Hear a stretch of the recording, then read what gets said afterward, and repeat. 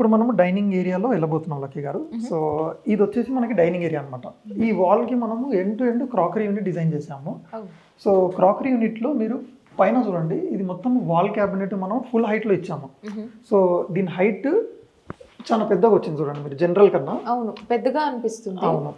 So ఈ flat height అదే మనం డ్రాయింగ్ ఏరియాలో మాట్లాడింది, హైట్ పెద్దగా ఉంది కాబట్టి స్లాబ్ అదే కంటిన్యూషన్లో పెట్టాము థీమ్ మొత్తం. మనకి ఎక్కడెక్కడ అయితే ఛాన్స్ దొరుకుతుందో పెద్దగా చేయడానికి కోసం క్యాబినెట్స్ అన్ని మనము హ్యూజ్గానే చేసాము.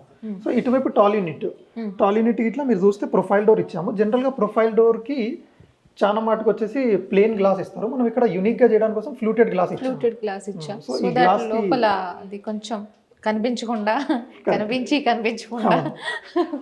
డిజైన్ మీరు గ్లాస్ చూసుకుంటే వేవీ షేప్ లో ఉంటుంది ఇలాగా. సో దాన్ని ఫ్లూటెడ్ అని.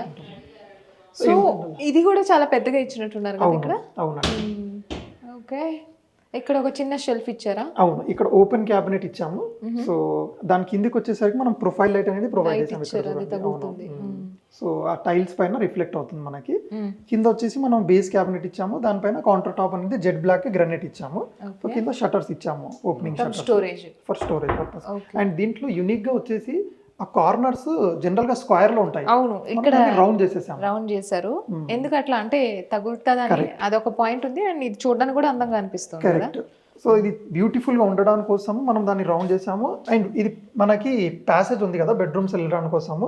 సో క్విక్ గా డైనింగ్ ఏరియాకి వెళ్ళడానికి కోసం ఆ కార్నర్ షార్ప్ గా ఉంటే మనకి తగులుతుంది కాబట్టి మనం దాన్ని రౌండ్ చేసాము. ఓకే. సో కింద రౌండ్ చేస్తున్నందుకు మనం పైన ఇట్లా రౌండ్ చేసాము చూడండి, వాల్ క్యాబినెట్. అవునండి. సో దాన్ని సింక్ చేసాం అన్నమాట డిజైన్. Okay okay. ఇది క్రాకరీ యూనిట్. ఓకే,